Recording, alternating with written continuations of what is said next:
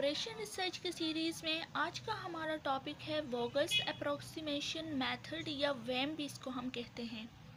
तो यहाँ हमें एक ट्रांसपोर्टेशन प्रॉब्लम गिवन है जिसको हम वैम से सॉल्व करेंगे। तो ट्रांसपोर्टेशन प्रॉब्लम में हमें कुछ सप्लाईज की वैल्यूज़ गिवन होती हैं और कुछ हमें डिमांड की वैल्यूज़ गिवन होती हैं।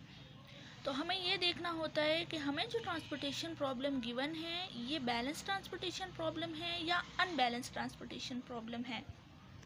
तो ये हमारी सप्लाईज की वैल्यू है और ये हमारी डिमांड की वैल्यू है और यहाँ ये 950 जो है तो ये टोटल वैल्यू है। मीन के जो हमें ट्रांसपोर्टेशन प्रॉब्लम ये जो टेबल गिवन है ये हमारा बैलेंस ट्रांसपोर्टेशन प्रॉब्लम है, तो हमें इसमें कुछ चेंजेस की ज़रूरत नहीं है। लेकिन हमारा ये जो अगर transportation problem unbalance transportation problem होता तो हमें इस टेबल में कुछ डमी कॉलम या डमी रो को ऐड करना होता ज़ीरो कॉस्ट के साथ, तो हमारा जो अनबैलेंस ट्रांसपोर्टेशन प्रॉब्लम थी वो बैलेंस में कन्वर्ट हो जाती। लेकिन हमारा ये टेबल ऑलरेडी बैलेंस्ड है तो हमें उसमें कुछ चेंजेस की ज़रूरत नहीं है। तो वीडियो स्टार्ट करने से पहले हमारे चैनल को सब्सक्राइब कर दीजिए और अगर हमारी वीडियो अच्छी लगे तो हमारी वीडियो को लाइक भी कर दीजिए। अब हम अपना सोल्यूशन स्टार्ट करते हैं। तो यहाँ हम लिख देंगे सॉल्यूशन। पहले हम फाइंड करेंगे टोटल सप्लाई। यहाँ हम लिख देंगे टोटल सप्लाई। तो सप्लाई की वैल्यूज हमारे पास ये है, यहाँ हम लिख देंगे 250 प्लस 300 प्लस 400। तो ये हमारे पास इक्वल आ जाएंगी 950 की। इसी तरह अब हम टोटल डिमांड को फाइंड करेंगे। तो यहाँ हमने लिख दी टोटल डिमांड और डिमांड की वैल्यूज़ हमारे पास ये है। तो यहाँ हम लिख देंगे 200 प्लस 225 प्लस 275 एंड प्लस 250। तो ये भी हमारे पास इक्वल आ जाएंगी 950 की। तो अगर हम अपनी इन टोटल सप्लाई और टोटल डिमांड की वैल्यू को देखें तो दोनों हमारे पास इक्वल हैं। मीन के जो हमें ट्रांसपोर्टेशन प्रॉब्लम गिवन है ये हमारा बैलेंस ट्रांसपोर्टेशन प्रॉब्लम है। तो यहाँ हम लिख देंगे, तो यहाँ हमने लिख दिया the problem is balance transportation as the total supply is equal to total demand. We find the initial basic feasible solution as given in the following table। कि जो हमारी प्रॉब्लम है ये बैलेंस ट्रांसपोर्टेशन प्रॉब्लम है क्योंकि हमारी जो total supply की वैल्यू है वो टोटल डिमांड की वैल्यू के इक्वल है। तो अब हम फाइंड करेंगे इनिशियल बेसिक फिजिबल सॉल्यूशन। तो यहाँ हमने एक फ्रेश टेबल को बना लिया। जैसे हमें क्वेश्चन में टेबल गिवन था सेम टू सेम वही टेबल हमने यहाँ पे कॉपी कर लिया। तो अब हम इस टेबल को हम वैम से सॉल्व करेंगे। हमने जो पिछले जितने मेथड ट्रांसपोर्टेशन प्रॉब्लम के यूज़ किए, नॉर्थ वेस्ट कॉर्नर मेथड था, लीस्ट कॉस्ट मेथड था और अब हमारा ये थर्ड मेथड है वोगल अप्रोक्सीमेशन मेथड। तो as compare to these two method north west corner method and least cost method, तो ये जो वोगल अप्रोक्सीमेशन मेथड है ये हमें ज़्यादा ऑप्टिमल सोल्यूशन देता है। मतलब कि जो वैम का हमें जो ऑप्टिमल सोल्यूशन आता है, जो वैल्यू आती है वो ज़्यादा ऑप्टिमल होती है या हम अप्रोक्सीमेटली ऑप्टिमल सोल्यूशन के आसपास ही हमें कोई वैल्यू दे देते हैं। मतलब कि नॉर्थ वेस्ट मेथड और लीस्ट कॉस्ट मेथड के अगर हम इनको कंपेयर करें वैम के साथ तो हमारा जो वैम मेथड है वो ज़्यादा हमें ऑप्टिमल सोल्यूशन देता है। तो अब हम इसको सॉल्व करेंगे वैम से, लेकिन वैम से सॉल्व करने का मेथड ये है कि हम पेनल्टी फाइंड करेंगे। अगर हम यहाँ पे देखें तो हमें जो स्मॉल वैल्यू होगी, जो मिनिमम वैल्यू होगी और सेकंड मिनिमम वैल्यू जो होगी, मतलब इस रो में हमारे पास सबसे मिनिमम वैल्यू 11 है और 11 के बाद जो हमारे दूसरे नंबर पे मिनिमम वैल्यू है तो वो 13 है। तो हम सेकंड मिनिमम वैल्यू से मिनिमम वैल्यू को माइनस करेंगे तो वो हमारे पास रो पेनल्टी की वैल्यू होगी। इसी तरह हम यहाँ से रो पेनल्टी फाइंड करेंगे और फिर यहाँ से भी रो पेनल्टी इसी तरह फाइंड करेंगे। Minimum second minimum value minus minimum value, तो वो जो वैल्यू आएगी वो हमारे पास रो पेनल्टी की वैल्यू होगी। इसी तरह हम कॉलम पेनल्टी भी फाइंड करेंगे।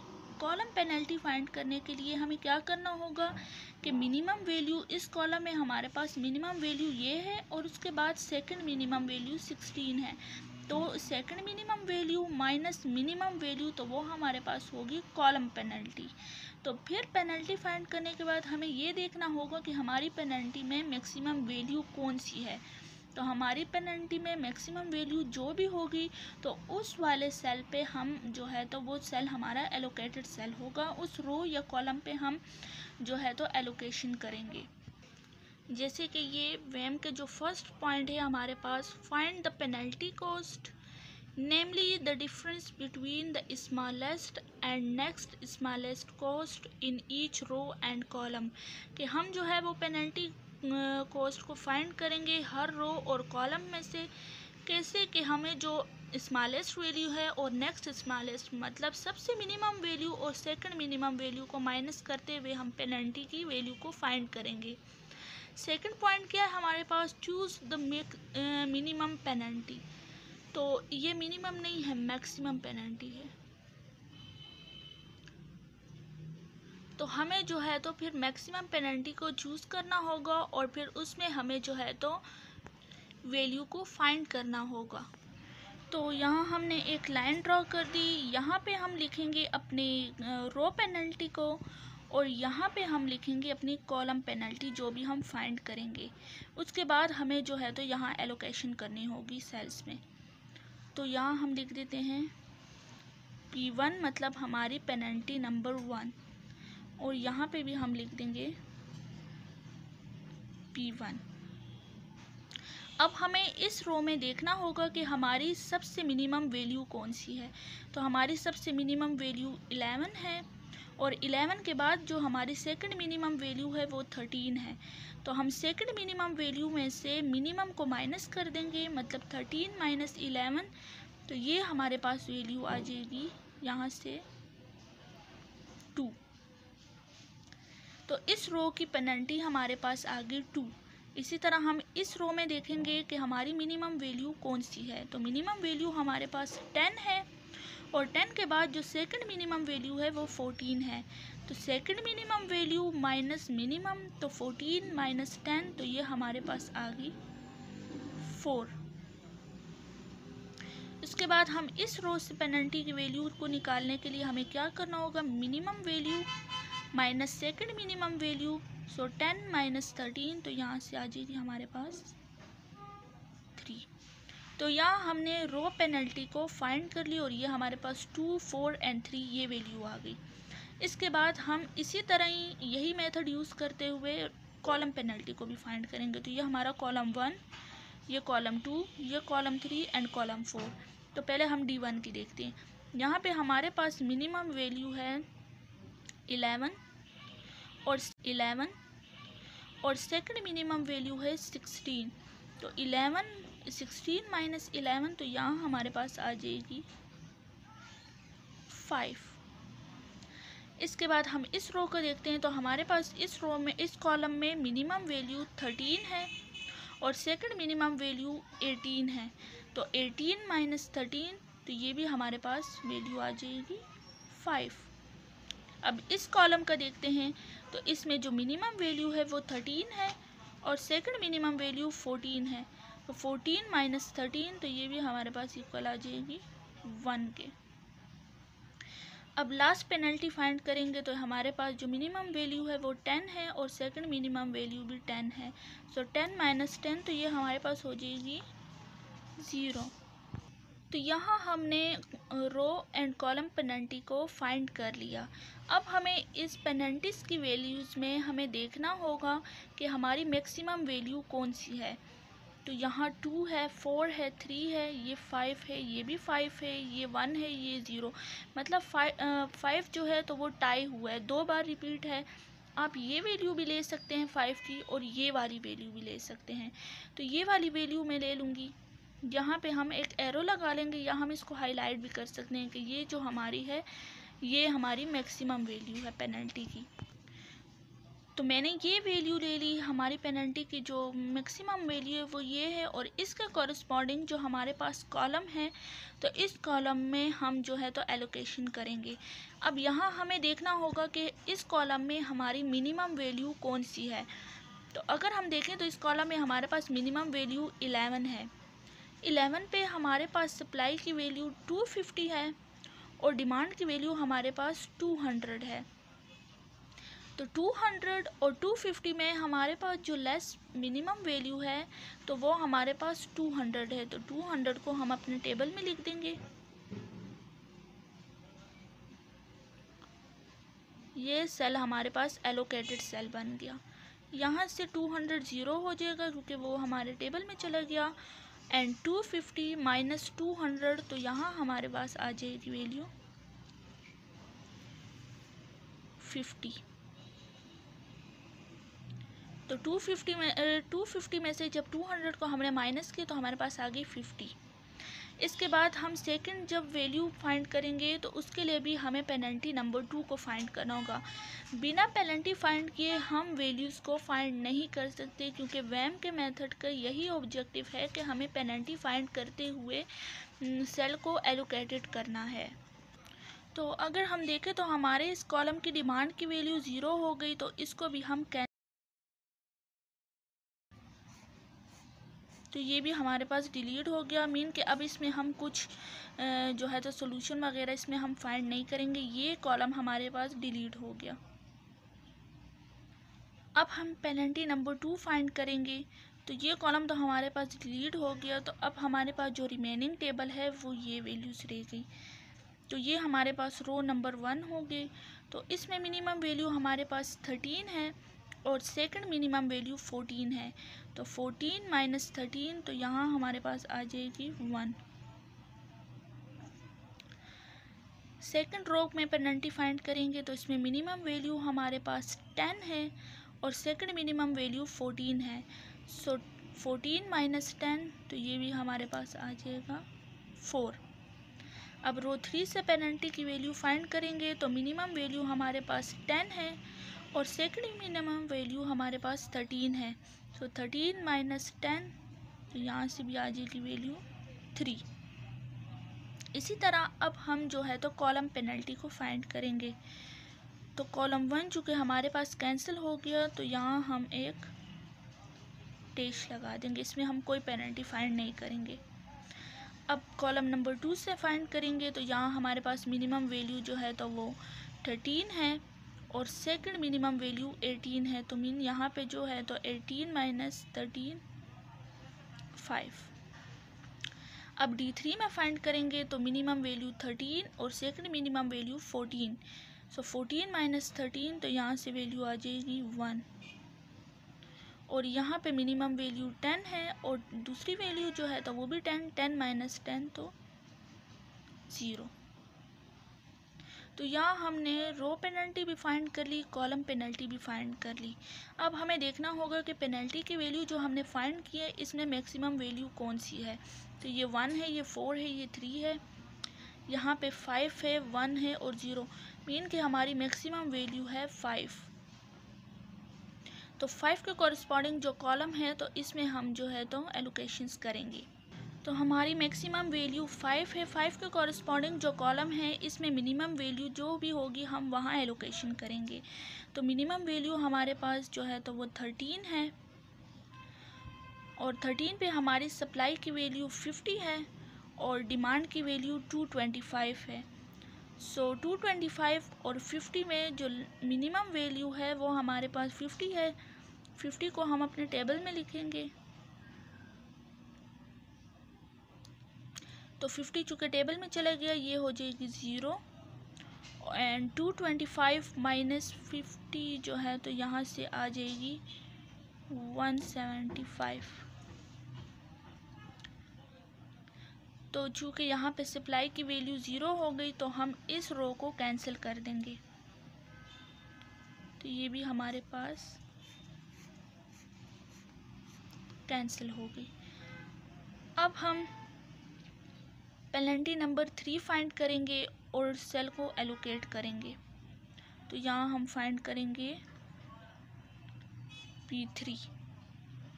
तो अब हम फाइंड करेंगे पेनल्टी नंबर 3। इस रो में चूँकि हमने ये डिलीट कर दिया तो यहाँ कोई पेनल्टी को हम फाइंड नहीं करेंगे, डैश लगा देंगे। यहाँ पे जो है तो रो नंबर 2 में जो है तो मिनिमम वैल्यू हमारे पास 10 है और सेकंड मिनिमम वैल्यू 14 माइनस 10 तो यहाँ से आ जाएगी 4। यहाँ पे मिनिमम वैल्यू 10 है और सेकंड मिनिमम वैल्यू 13 है। 13 माइनस 10 से 3। तो यहाँ हमने रो पेनल्टी फाइंड कर ली। अब हम कॉलम पेनल्टी फाइंड करेंगे। तो ये कॉलम तो कैंसिल है, डिलीट है, तो यहाँ कोई वैल्यू फाइंड नहीं होगी। सेकंड पे हमारे पास जो है तो मिनिमम वैल्यू 18 है और सेकंड मिनिमम वैल्यू 24 है। सो यहाँ पे जो है तो 24 माइनस 18 तो ये हो जाएगा 6। यहाँ पे है 14 और 13, सो 14 माइनस 13 तो ये हो जाएगा 1 और यहाँ 10 माइनस 10 तो ये हो जाएगी 0। अब हमें देखना होगा कि पेनल्टी की वैल्यू में हमारे पास मैक्सिमम वैल्यू कौन सी है। तो मैक्सिमम वैल्यू हमारे पास 6 है। तो यहाँ हमारी पेनल्टी की मैक्सिमम वैल्यू 6 है। 6 के कॉरस्पॉन्डिंग जो कॉलम है यहाँ हम सेल जो है तो एलोकेशन करेंगे यहाँ पर। तो यहाँ पे मिनिमम वैल्यू हमारे पास 18 है। 18 की सप्लाई जो है तो वो 300 है और डिमांड की वैल्यू 175 है। तो 175 और 300 में मिनिमम वैल्यू हमारे पास 175। तो 175 को हम अपने टेबल में लिख देंगे। ये हो गया हमारा सेल एलोकेटेड और यहाँ ये हो जाएगा 0 एंड 300 माइनस 175 तो यहाँ वैल्यू आ जाएगी हमारे पास 125। चूँकि हमारे इस कॉलम की डिमांड 0 हो गई तो इसको भी हम डिलीट कर देंगे। मीन केस में अब हम कोई सोल्यूशन फाइंड नहीं करेंगे। इसके बाद हमें जो है तो पेनल्टी 4 को फाइंड करना होगा, P4। तो यहाँ हम फाइंड करेंगे P4। इसके बाद हम अपने टेबल में एलोकेशन करेंगे। अब हम फाइंड करेंगे P4। चूँकि हमारा रो नंबर 1 जो है तो वो डिलीट है तो यहाँ हम कोई पेनल्टी फाइंड नहीं करेंगे। यहाँ हमने डैश लगा दी। अब रो नंबर 2 में जो है तो दो ही वैल्यूज़ है हमारे पास। मिनिमम 10 है, सेकंड मिनिमम 14 माइनस 10 तो 4। यहाँ पे 13 है और मिनिमम वैल्यू 10 है। 13 माइनस 10 तो ये हो गई 3। इसके बाद हम कॉलम पेनल्टी को फाइंड करेंगे। तो यहाँ फर्स्ट कॉलम जो है तो वो डिलीट है, यहाँ हम कोई पेनल्टी फाइंड नहीं करेंगे। सेकंड भी हमारे पास डिलीट है, कैंसिल है, इसमें भी कोई पेनल्टी फाइंड नहीं करेंगे। D3 में हमारे पास दो वैल्यूज़ है, मिनिमम 13, सेकंड मिनिमम 14। तो 14 माइनस 13 तो 1। इसके बाद यहाँ 10 है, दोनों वैल्यूज़ 10 है। 10 माइनस 10 तो ये तो 0 हो जाएगी। अब हमें पेनल्टी की वैल्यू में देखना होगा कि मैक्सिमम वैल्यू कौन सी है। तो यहाँ पे तो नहीं है वैल्यू, ये 1 है, ये 0 है। यहाँ पे भी वैल्यू नहीं है, ये 4 है और ये 3 है। मतलब कि हमारी जो मैक्सिमम वैल्यू है वो 4 है। तो ये हमारी मैक्सिमम वैल्यू 4 है। 4 के कॉरस्पॉन्डिंग जो रो है तो यहाँ हम एलोकेशन करेंगे। तो यहाँ रो में जो है तो मिनिमम वैल्यू हमारे पास 10 है। 10 में जो है तो सप्लाई की वैल्यू हमारे पास 125 है और डिमांड की वैल्यू 10 पे हमारे पास 250 है। तो 250 और 125 में मिनिमम हमारे पास 125 को हम अपने टेबल में लिखेंगे। ये हमारा एलोकेटेड सेल हो गया और ये 125 चूँकि टेबल में चले गए तो ये 0 हो जाएगा एंड 250 माइनस 125 तो यहाँ हमारे पास रह जाएगी 125। चूँकि हमारे पास इस रो की जो सप्लाई है वो 0 हो गई तो इसको भी हम कैंसिल कर देंगे। तो ये भी हमारे पास कैंसिल हो गई। अब हमारे पास दो वैल्यूज़ रह गई। हम इसमें ऐसा नहीं कर सकते कि जो मिनिमम वैल्यू होगी इन दोनों में तो बस हम उसमें एलोकेशन कर दें।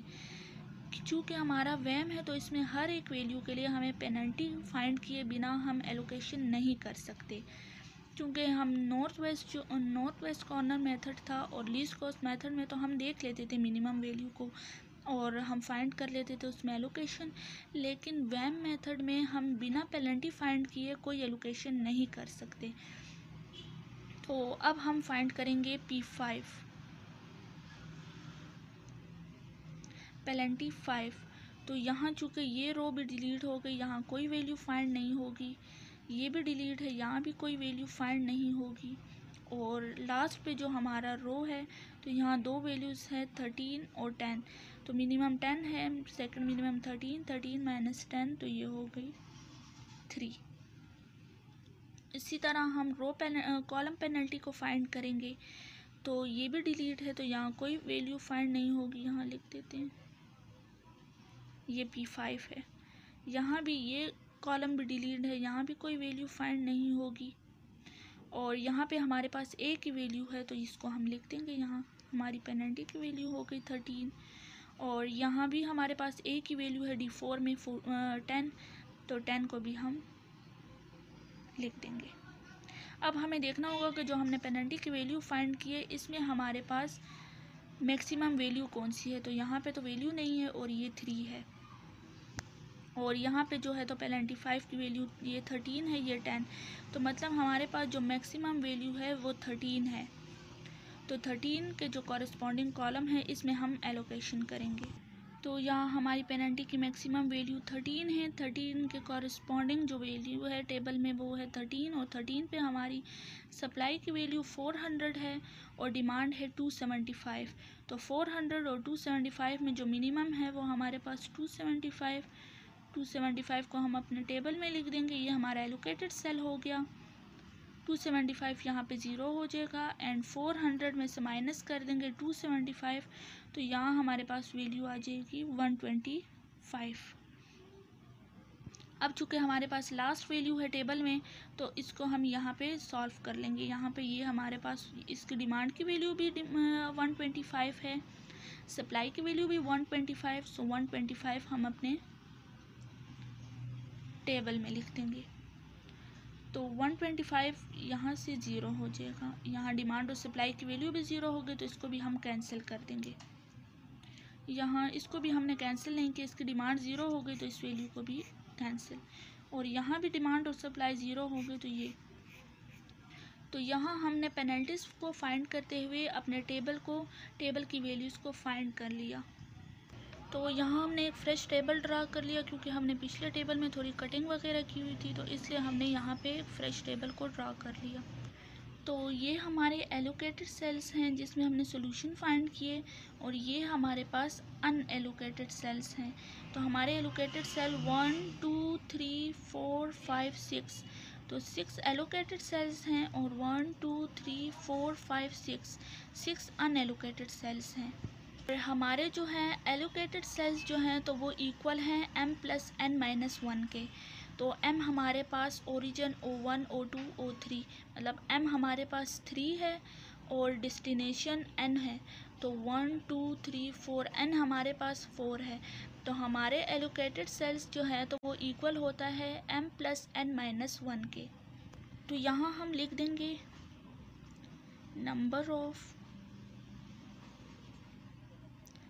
number of allocated cells equal to m+n-1 equal to 6। तो जो हमारे नंबर ऑफ़ एलोकेटेड सेल्स हैं वो भी हमारे पास 6 हैं, और m+n-1 से भी हमारे पास 6 आता है, इनके दोनों इक्वल हैं।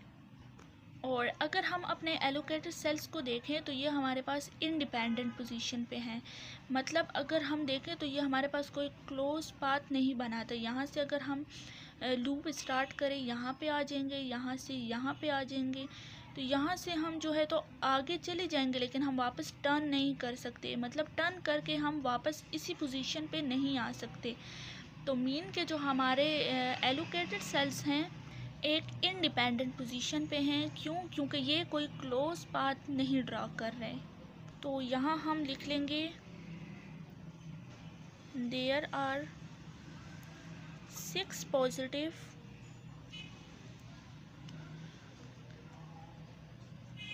इंडिपेंडेंट एलोकेशंस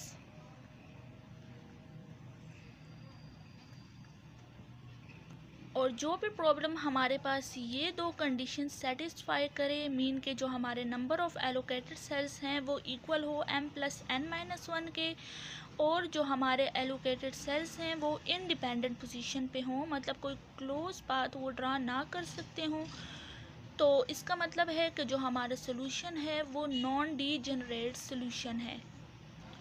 तो यहाँ पर हम लिख देंगे, तो यहाँ हमने लिख लिया this ensures that the solution is non degenerate. So basic feasible solution का जो हमारा सोल्यूशन है वो नॉन डीजेनरेट सोल्यूशन है। तो अब हम यहाँ लिख लेंगे द ट्रांसपोर्टेशन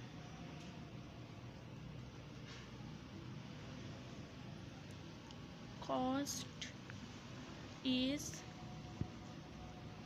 तो जो हमारे एलोकेटेड सेल्स हैं इनको हम मल्टीप्लाई करके ऐड करते जाना है, तो हमारे पास जो है तो ट्रांसपोर्टेशन की मिनिमम कॉस्ट आ जाएगी। तो 11 मल्टीप्लाई बाय 200, तो यहाँ हम लिख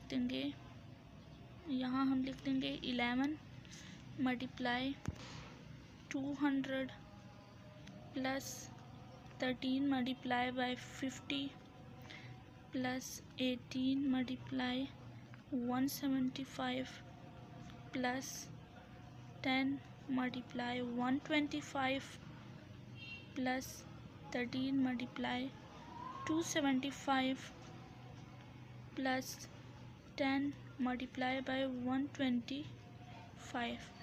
तो यहाँ से हमारे पास वैल्यू आ जाएगी 2200 plus 650 plus 3150 plus 1250 plus 3575 and plus 1250। तो जब हम इन वैल्यूज़ को ऐड करेंगे तो यहाँ हमारे पास जो टोटल कॉस्ट आ जाएगी वो है 12075। तो ये हमारे ट्रांसपोर्टेशन प्रॉब्लम की मिनिमम कॉस्ट है और हमारा ऑप्टिमल सोल्यूशन। तो यहाँ हमारा सोल्यूशन कंप्लीट हो गया। अगर हमारी वीडियो अच्छी लगी हो तो हमारे चैनल को सब्सक्राइब भी कर दें, और अगर वीडियो अच्छी लगी हो तो हमारी वीडियो को लाइक भी कर दें।